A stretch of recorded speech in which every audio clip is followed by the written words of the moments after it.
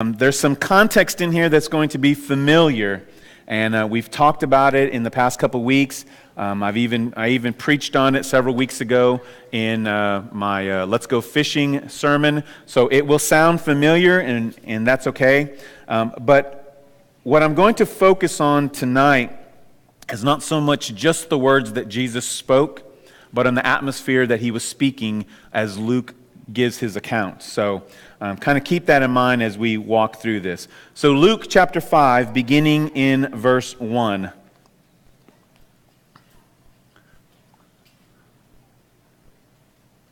Normally you have to wait for everyone to turn the pages, but I have to wait for the media people to get there.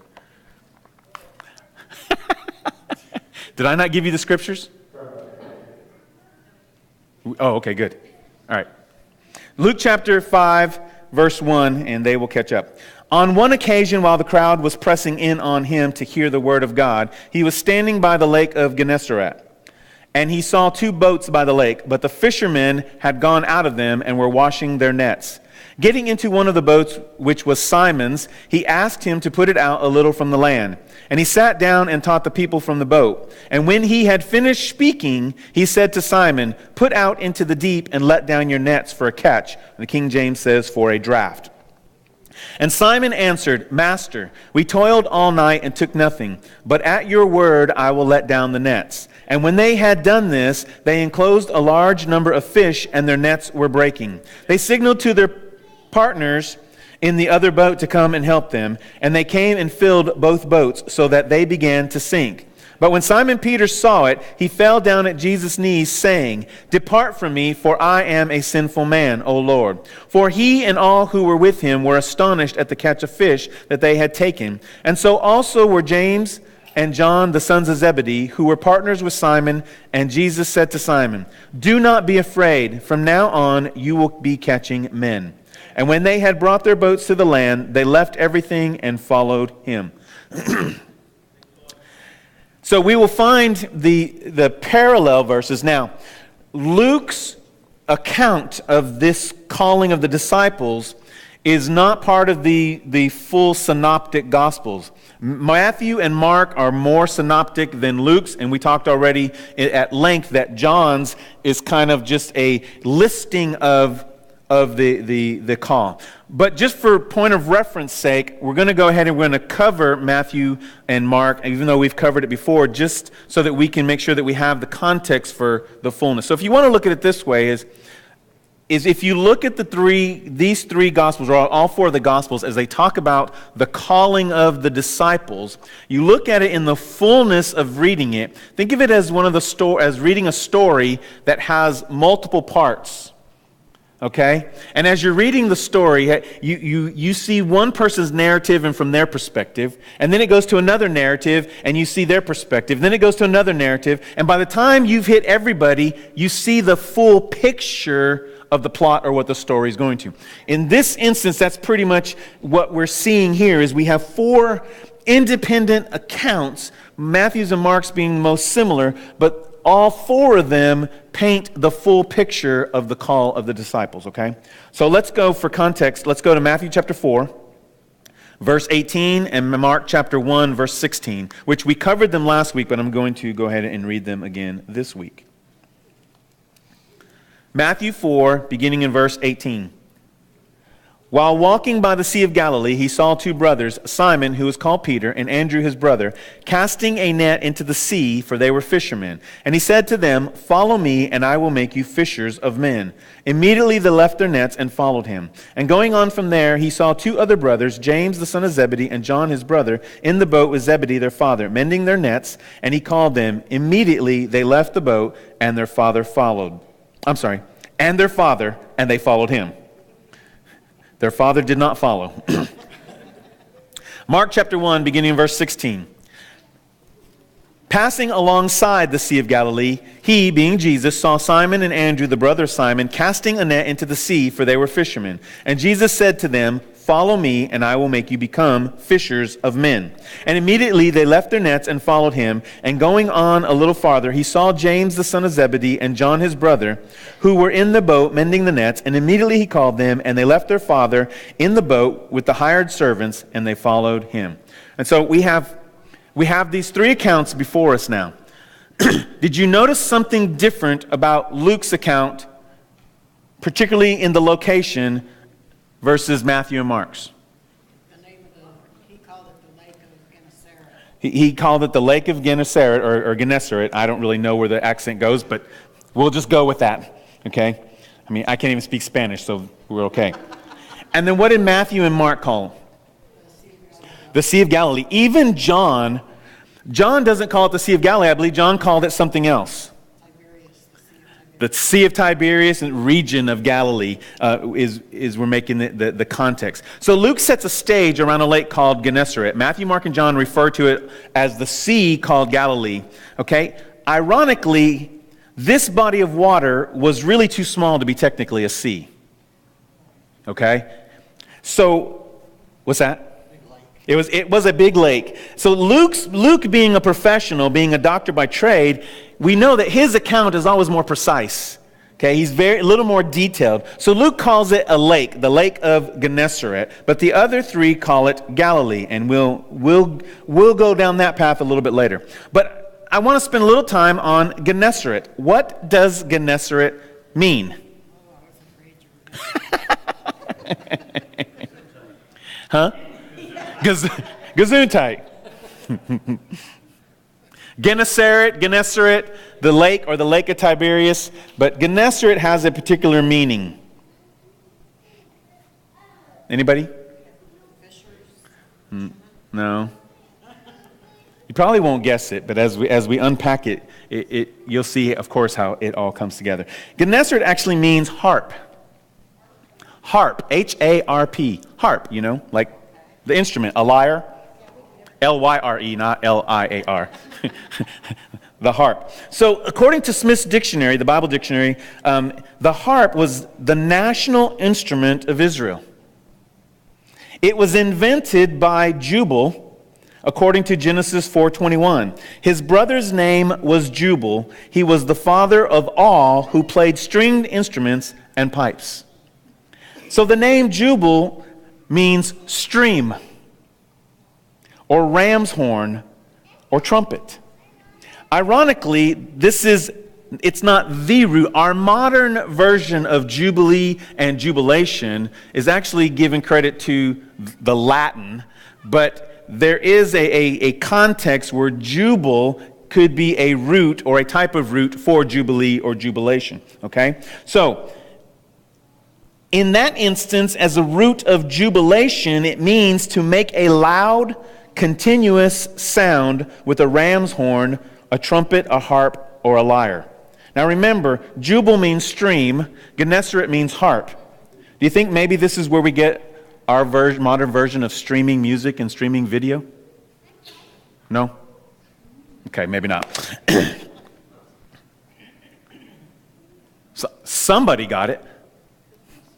So let's talk about in verse 4. So this is the there's only two verses that Jesus says in this particular passage of Scripture. The first one is, "Put out into the deep and let your nets for a catch." So is there anything profound about this particular directive? He's telling them to go out in the deep, go out where all the people are, and cast your nets to catch all the souls. Okay. What was Jesus doing, or what was going on before Jesus said this statement? He had been teaching. So verse 1 says that there was a crowd pressing against him. So clearly people had been following him for some period of time. And he comes to the lake or the Sea of Galilee, and he basically has nowhere else to go, nowhere else to run, right? And so in verse 3, it says that he gets in the boat. in one of the boats that he sees, and one of the boats belongs to Peter. Right? In verse 1, why was the crowd hungry? Or why was the crowd pressing against him? I just gave you the answer.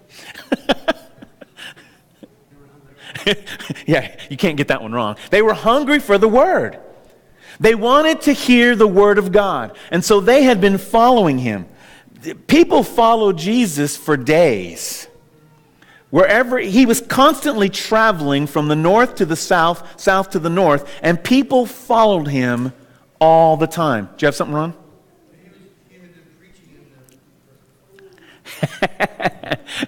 Somebody used the reference. So he had already been preaching the word.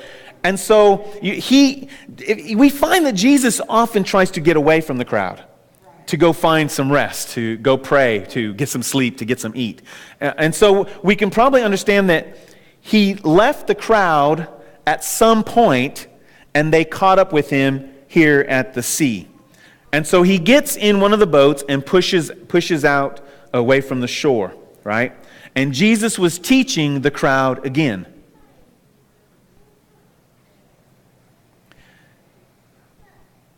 So the crowd had been following him. He had already been preaching the word to them. He comes to the boat, he gets in, and he continues to teach them. Why, while he's teaching, does he give instruction for Peter to cast the net? Does that seem random?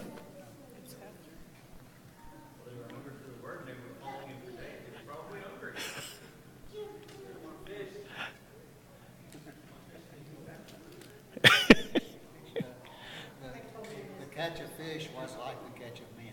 Huh? The catch of fish was going to symbolize the catch of the men. Go ahead.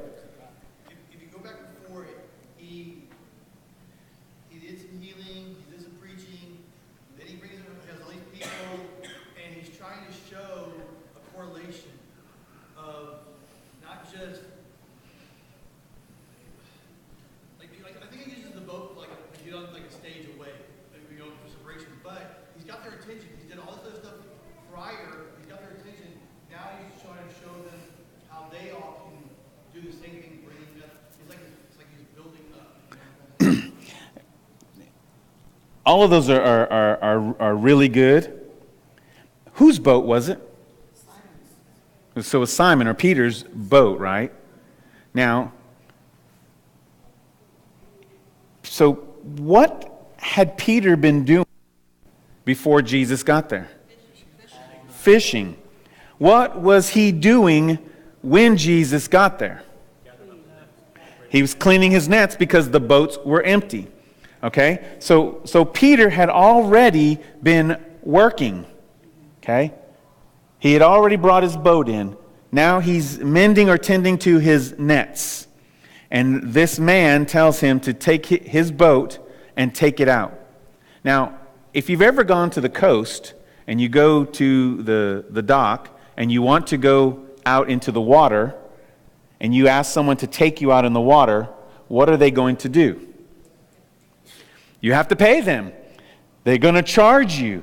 They want compensation for their time and for the use of the boat. Well, we don't see that here, but what happens when the nets are cast? They catch fish. An overabundance of fish. Do you think maybe this could have been, in part, Peter's reward for obedience, for the use of his boat, right? So they had been fishing all night.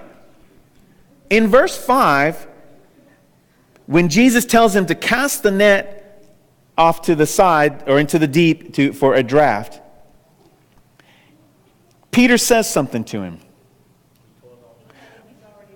We toiled all night. I've already been out there, right? Do you really believe that Jesus was unaware of that? Oh, no. How would he have known? Because he knows everything. Well, even more practical, not just the omnipotent part, but even more practical. How did he know? Because his boat was He just saw the boat was ashore, the boat was empty, and they were taking care of the nets. I'm not a fisher. We've already established that, right? But there's a particular time of day when it's the best time to catch fish. When is that? When it's night, early morning, dusk. So basically, outside of the daylight hours is the time for fishing. Preferably outside of the crowd. Outside of the crowd. And Peter confirms we have been toiling all night. And so we're to assume that this happens sometime in the morning. That means Jesus was at a place preaching. Synagogue, right? And normally at a particular time they stop and they go to their place of rest, right? But we know that Jesus did not have a place of rest, and so he traveled. So that means everyone that was there following him had traveled all night. They had been with him all night while he was walking. Huh? Through the desert. Peter pops off.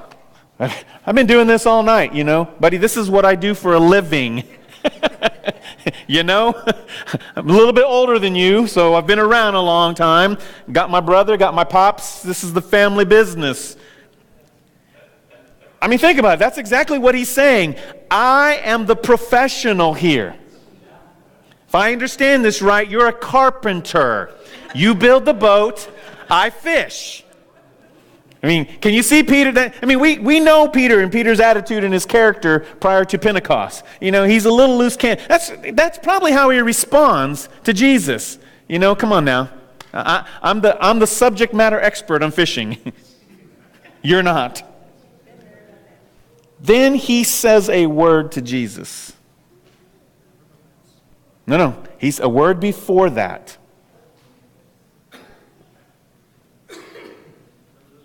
Nope. He says a word before that.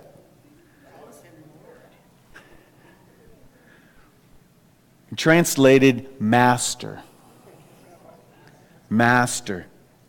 Master is not a casual response. Why would someone refer to another as master?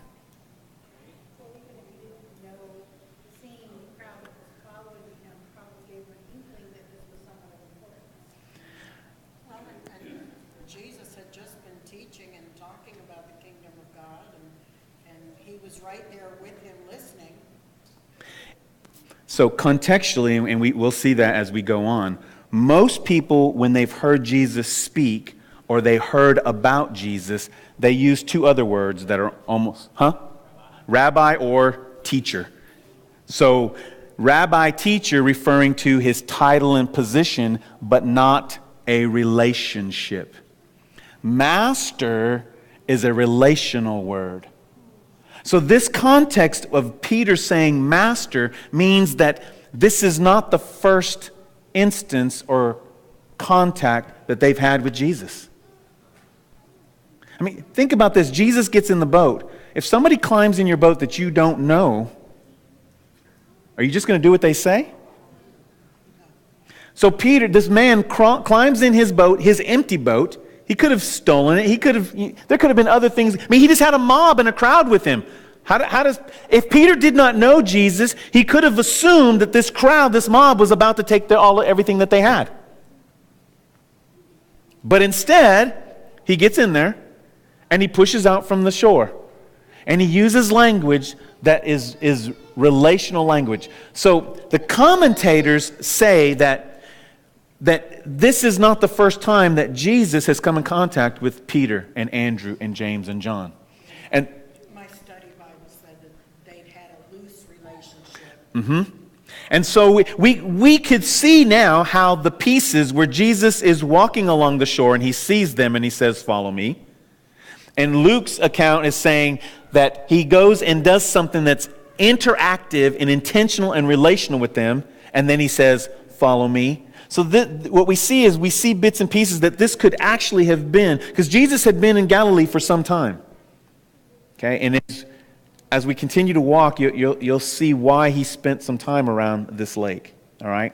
So master gives a reference that there is a relationship that's already there. Now it may not be as deep as it eventually gets, but at least there's a relationship that understands that Peter realizes he's a man of authority. I've come across him before. There's something of significance, about him. Because immediately his tone changes. We've toiled all night. But didn't we go over last week or the week before, a few weeks ago anyway, about John the Baptist? Two of John the Baptist's disciples followed him, and one of them was Andrew, who was Simon's brother. Mm-hmm. And then Andrew went and got Simon and Right. said, we found him. We found the Messiah, the one. That's right. So So that puts more context into the four Gospels, saying that there were interactions. That one Gospel alone doesn't tell the complete story. What's that? I think I've seen that. Yeah, depending on and here's the thing, Luke was not one of the disciples, though. Okay, John was a disciple. Matthew was a disciple. Okay, but Luke was not a disciple. I mean, he was a disciple, but he wasn't one of the 12 disciples. Okay, and so he's going to give a different viewpoint and a different account than the other two. And so, as I said at the beginning, so this is a different vantage point, or it's a different recollection. Because remember, these weren't written immediately after the events happened. The only gospel that was written around this time was Matthew's gospel. But it wasn't widely distributed, It probably sat in Matthew's, something that he kept to himself, or he used like a diary, or he used it when people came over, and he would use it to share his account of what he saw and what he experienced, okay? But that's the only thing that was available. So these are from their own perspectives. And so all of the commentators believe that there was an account. One of you said that one of the Gospels was a first encounter, another Gospel, the Matthew and Mark, was the second encounter, and Luke's Gospel was the third encounter, and on the third encounter was when they actually went their way. Context doesn't support that, but I think what they were getting at is that this was not a casual response, okay?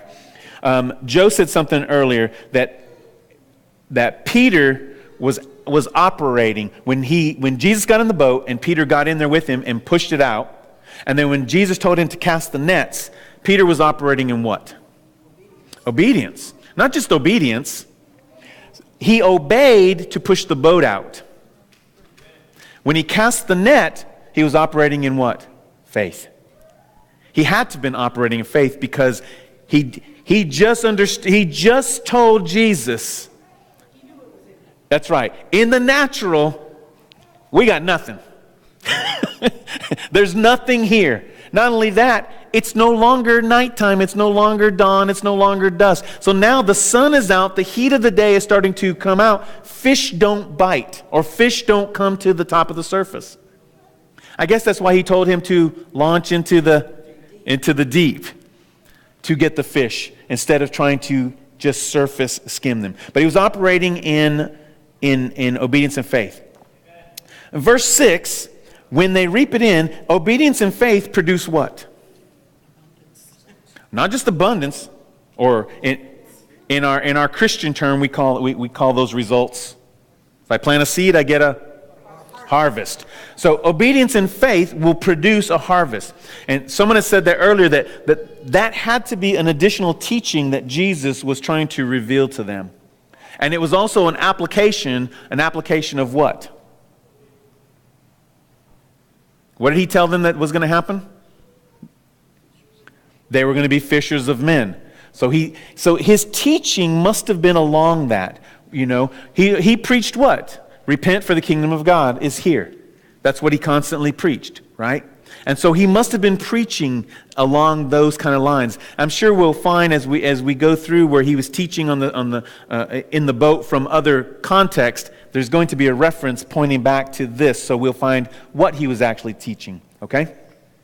And so Peter's obedience and faith produced a harvest. That harvest was an example. It was the manifestation so that the people can see that Jesus is who he said he is. But more importantly, that Peter and the ones with Peter in the boat would understand that what I just told you, this is what you're going to see. This is what you're going to experience. But Peter almost missed it. Peter could have missed it. If he stayed in the flesh. He was also told to put down nets for a draft. And he said, I'll bring a net. He wasn't ready for the draft. Right. And he had partners with boats, and he didn't bring them either. Right. So, but he could have lost all those fish, but he didn't. He could have lost everything. The nets could have broke. The fish could have been gone. I mean, think about we don't know how big the boat is, but a haul like that could have turned the boat over. The boat could have got damaged. There could have been a lot of things that happened, but ultimately, yeah, he obeyed. So in verse 7, it's not only did they bring in a harvest, but they brought, someone said, an abundance. They brought an overflow. So our obedience and faith will produce a harvest. But not just a harvest for us, but a harvest for others. We don't see this in this context, but there were people on the shore who had been following him all night, who were probably hungry. It's breakfast time. And so he's going to get fish, not realizing that all of these fish will probably be used to feed all of these people. I mean, the story that when it was tax time, Jesus didn't, or I shouldn't say he didn't. He was unwilling to pay the tax, the Roman tax, with his temple shekels. And that's a whole nother teaching, okay? So you didn't pay the Roman tax with temple shekels. You paid the Roman tax with Roman drachma or denarii, okay? And so Jesus he didn't have that. And so they went and got a fish, and inside the fish was what? A denarii. And they paid it. So there's context there that whenever there's a need, Jesus goes fishing. Man, y'all are tough tonight. So would that have been considered a miracle? What's that? No, that is a miracle, yeah. Okay, but was that... Think about this. So in the natural, Peter was operating out of the natural context that I've been doing this all night, Right. And this is not the time of day to catch fish. And so Jesus says, I'll show you. Drop the net. And so it is a miracle because you don't catch fish like that during the day. So was that before or after the wedding at Cana? Oh, Jesus. We're at the wedding next week in chapter 2 of John. You just made a statement that was real small, but it really has a lot of meaning about every time there's a difficult thing, you pray, we always, a lot of people just pray what's good. They don't realize if you pray what's bad, it could be a bit of Yeah. Well, yeah, because there's something that's not being said here, okay? Until Peter says it. I mean, when you start to see the story unfold, they're at the lake. There's 2 empty boats. They're out mending their nets or caring for their nets. So what could have happened? Either A, they went out and they were fruitless, or B, maybe the nets broke and they lost all of their catch over the night. Could explain, too, why Peter was slightly frustrated in his response to Jesus. Right? So in the natural, he doesn't want to do this because he's tired, he's been up all night, he's already exhausted everything. We didn't catch fish. You don't know how to catch fish, Jesus. And so he shows him out of that his obedience and his faith will create a harvest. Will create something that's not there. I think what Ron was kind of alluding to is the fact that it's right. A lot of times we don't pray with the same focus when things are good versus when things are bad. Do you ever notice that? Notice that as things start to get bad, our prayers start to go which direction? Yeah. Yeah, inward or we just don't pray. But if we pray, directionally, where do our prayers go? Our prayers come inward. they're all about us. When things are good, we're more likely to pray for other people. We're more likely to give when things are good. But when things start to get tough, our prayers start to come inward, our giving starts to come inward or non-existent when things are tough. And we start to operate not in faith and obedience, but in the natural. I mean, think about this. How many times have we been in a place that we're saying, okay, if God's not going to do this, then I'm going to go do it myself. Right? God, I'm tired of waiting for you. I mean, even Peter could have said, all right, fine, I'll throw it down, but I'm going to do it my way. I'm not going to throw it in the deep. I'm going to go throw it where I know I catch fish all the time, even though I haven't caught fish before. But instead, he is obedient and he casts the nets where Jesus tells him to cast the net. And he catch fish. Amen. And so I agree with a lot of the things that you guys have interjected, is the fact that this was a rough place for Peter. And we find him here, and we can see an example of this in verse 8. What happens in verse 8?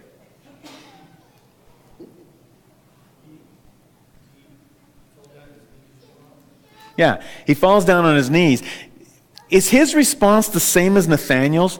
Remember, Nathanael said, oh, you're the Messiah, the Son of God. Why? Because Jesus told him that he saw him under the fig tree. Is Peter's response the same type of response as Nathanael's? Yeah. Nathanael was kind of like, wow, you know? Yeah, he was just in awe. Peter's is a completely different response. What do you think is revealed in Peter's character and nature right here?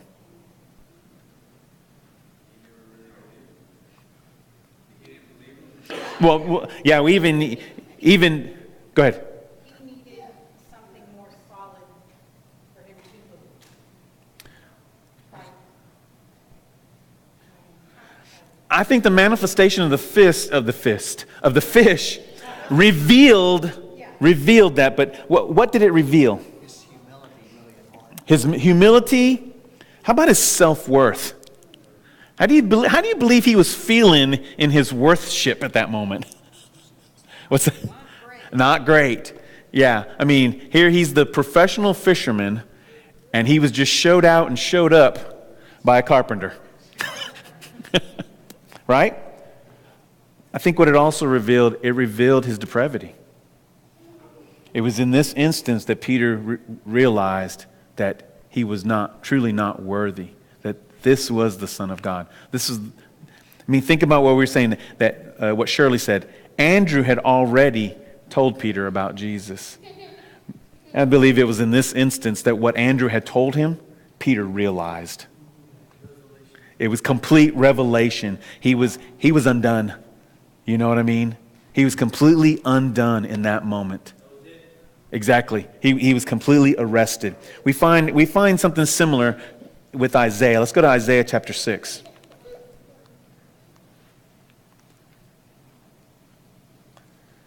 Isaiah chapter 6, beginning in verse 1.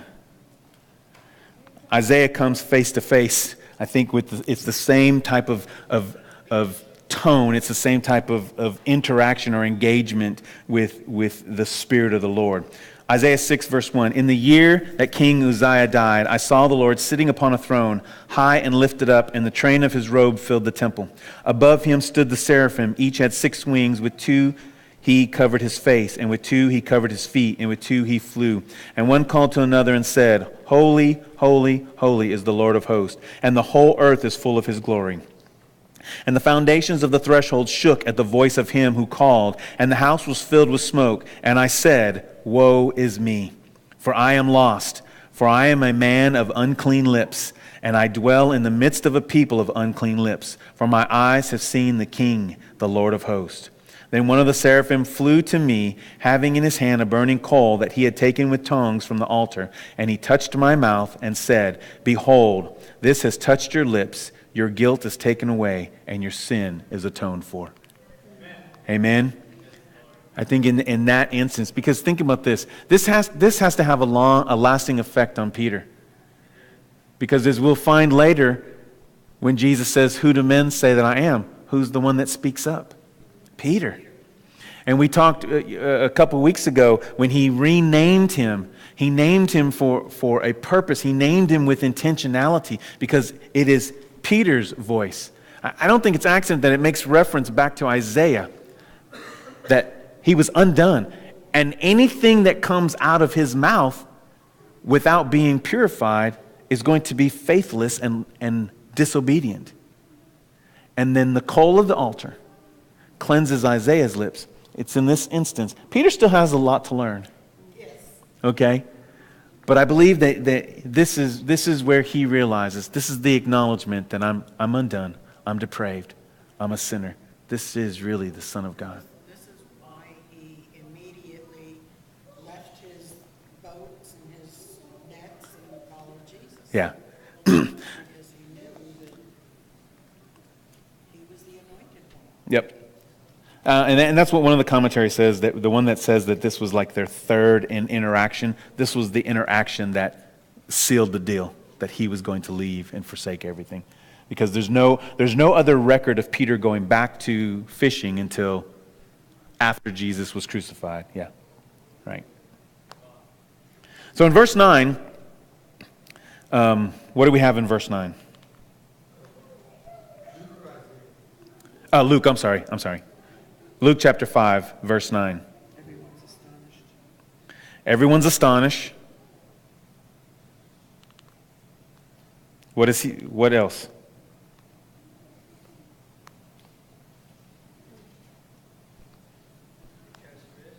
What's that?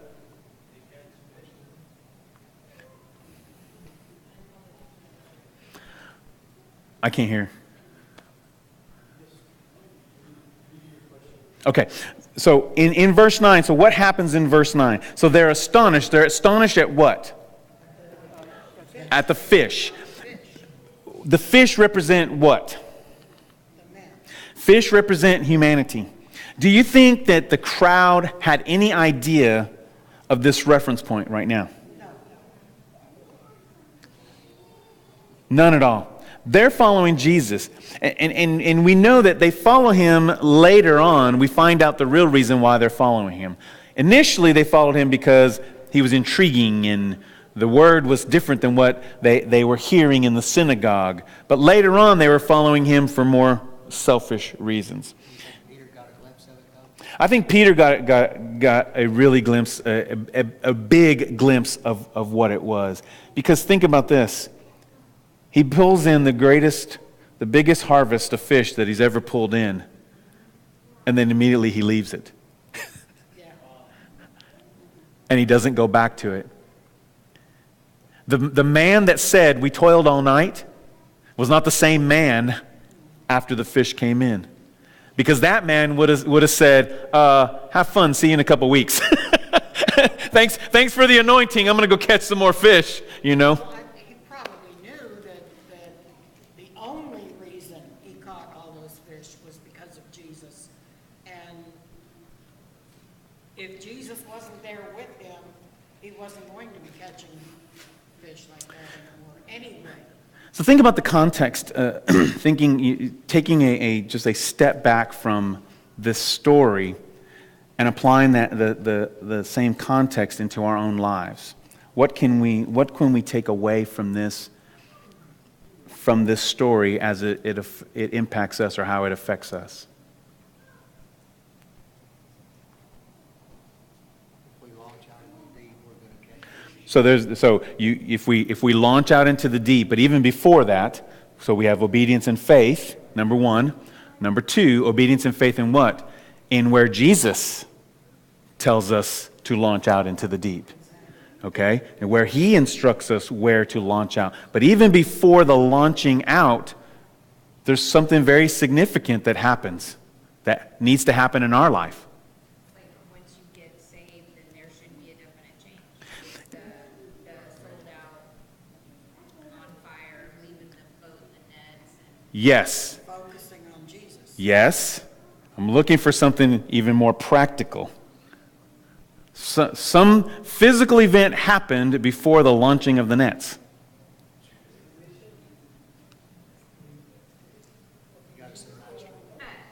You go through that time. He went through the toil. Okay, from the toiling to the casting of the net. There's still a very significant event that happens. Jesus got in the boat. It's really that simple. If Jesus is not in the boat, nothing's going to happen. What's that?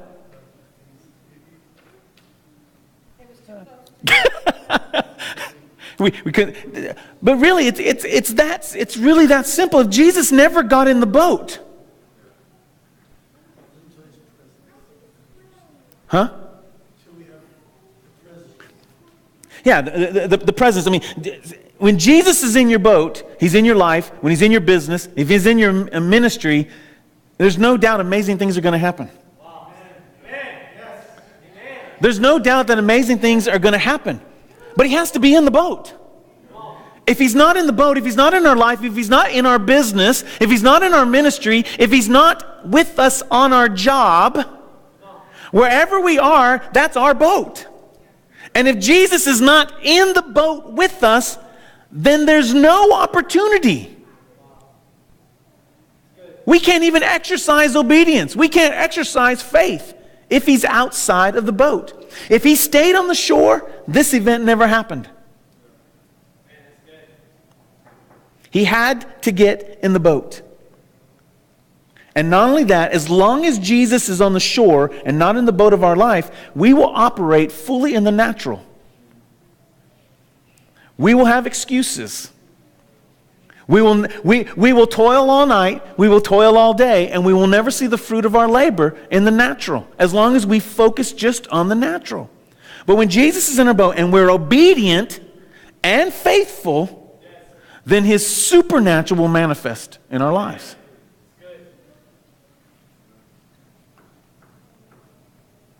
What they failed to accomplish in their own ability, they were only able to do and to accomplish when they were associated with the supernatural authority and power of Jesus.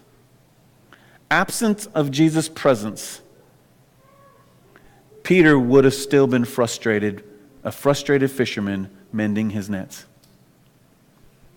Instead, him, his brother, his father, his business partners, and everybody on the shore were benefactors of his obedience and faith of Jesus getting in the boat. I mean, because he could have said, "What are you doing? Get out of my boat." Who do you think you are? Get out of my boat. No, I'm not launching out into the water. You see, the whole story of this is Jesus did it. It was inintrusive, but if Peter didn't allow him to be there, then none of this ever happens. What's that? The internet. That was a good one. No, I mean, he was so well known is what I meant. Yes. I mean, the word spread as fast as it does with the internet. Yes. Yes. But it was person to person. So in verse 10, we see Jesus' second words. And He says, "Do not be afraid. From now on, you will be catching men." And I'm not going to spend a lot of time here because I think we understand this. So in Matthew 4:19, He says, "Follow me and I will make you fishers of men." And Mark 1:17, He says, "Follow me and I will make you become fishers of men." John 1:39, He uses different language. He says, "Come and you will see." And in John 1:43, He uses the same context, "Follow me." Okay? And we talked at length that this context all means the same. Come and experience. Come and see for yourself, okay? Drop what you're doing and follow, not just me as the person, but follow where I'm going. Follow and experience what I'm going to experience, okay? So I don't want to spend a lot of time there because I think we grab a hold of that part. But I want to move a little bit more into the Galilee part. This is what really just tripped me up. Well, I shouldn't say tripped me up, slapped me in the face. So we talked earlier that Matthew, Mark, and John all use the word Galilee, Sea of Galilee. I think John says the Sea of Tiberias in some translations, and even the Sea of Tiberias or Sea of Galilee in the region of Galilee.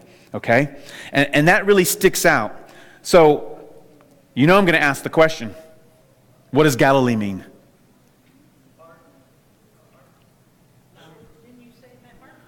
No. Gennesaret means harp.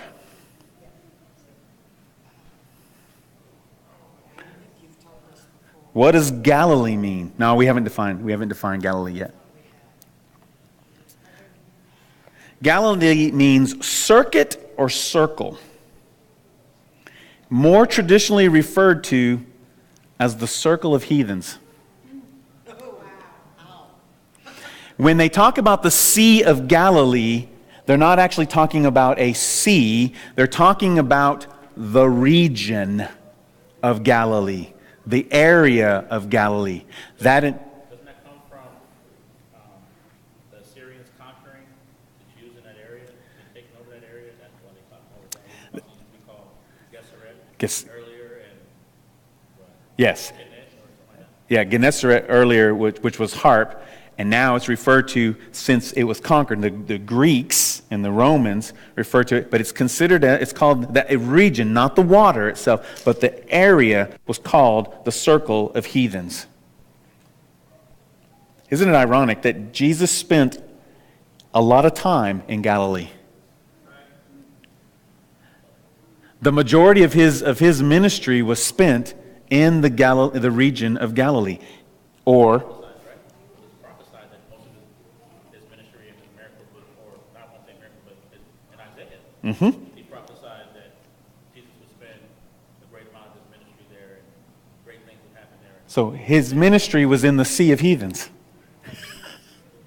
the circle of heathens.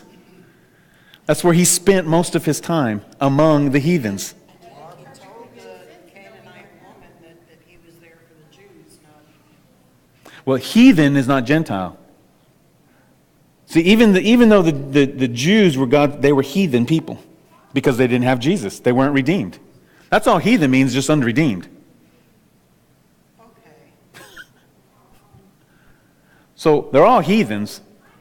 They just may not be Jews, or they could be Jews and Gentiles, but they're all heathens.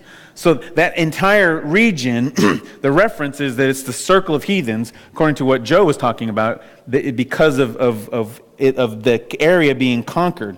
What I believe is significant is that Jesus spends most of his ministry in his time in the circle of heathens. He spends his time not in the synagogue, not in the temple, but where? Out in the open with the heathens. He couldn't be with all the other groups, the religious groups and all that, because he felt that I have a better chance of fixing them than them. Absolutely. Well, because they were the ones that were going to believe. I mean, we talked, I think it was last week, or maybe it was in Sunday's message, was that those who have been forgiven much love much. Well, the Pharisees and the priests and the religious and the elite and the royalty, they don't think that they have any sin. So they're not going to submit like these who have lost all hope. Amen? So I love that part, that he's in the sea of heathens. Here's the other things that stick out. All of the other rabbis, they taught where? In the synagogue. Jesus taught where? Outside the synagogue. That goes back to what you and always say. We can sit here all day, we're not saving any sinners. Absolutely. So this example, just this understanding that Jesus spent most of his time among the heathens, not in the church building, not in the synagogue, but out and about with them. This is our best example of discipleship. So too often, we want people to come into the church or into the synagogue to hear the gospel. Jesus didn't teach in the church. He taught on a boat. He taught on the water, and he taught to a crowd of heathens that are gathered or circled around the body of water. He was teaching to fishermen. He was teaching to them at their job. He was teaching them on their profession. And he revealed to them that they can be successful in spite of their knowledge and experience of their own profession. I think I shared before that when I was working for this company in San Antonio, that the first part of my time there, I was so self-centered and I was just miserable. I was operating fully in my own ability and all of my previous accomplishments, and nothing was working. When I realized, and it was a non-believer who told me point blank, my boss said, your problem, James, it's not that you're not qualified for the job. It's not that you can't do the job. It says, you're entitled and you think you deserve the job. You think that because of your history and your experience and your education that you deserve this job. And he was right. And all of my focus was on me, me, me, me, me. When my focus changed to them,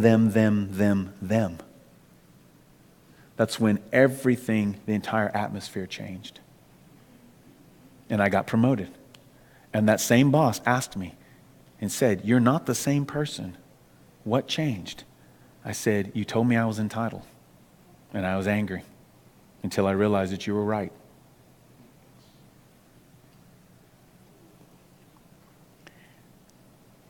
We have the ability to change the atmosphere of where we work. All in how we focus on the people that are there where we work. We are put in our jobs in the circle of heathens on purpose. That's intentional. So that God can use us to show them the supernatural. So that they can see the supernatural coming through you. Can you imagine the next time that you invest in somebody's life, you speak good into them, you encourage them, and they get a promotion, and you're equally or more happy that they got a promotion than they are? Imagine what that will release in your life when you're focusing on somebody else, when you're focusing on how God wants to use them. That's what changed in my life. I realized, I don't need to have this title to be who God created me to be. I'm going to be the best supervisor that I can, and if I can raise up these supervisors to be managers, even if they're my boss, then that's the greatest joy that I can have. And that's what changed. And God provided supernaturally out of that. So, remember, he didn't go to the schools of the priest to call his disciples. He went to the outlying areas where they weren't formally educated, where they weren't culturally or socially refined. They weren't the wealthy, the royalty, or the elite. They were nothing but a bunch of fishermen or a circle of heathens. I thought that was probably the more important of what I got out of that. It wasn't even the words of Jesus. It was where he was at and why he was there and how he spent the majority of his ministry among the heathens, among the people that no one else would hang out with. You didn't see priests out there. You didn't see the wealthy out there. You didn't see the elite out there. You just saw common people who were hungry for the Word of God. That's right. And it's not the well that need a physician, but the sick. Amen? Hallelujah. Joe, can you close us in prayer? Lord,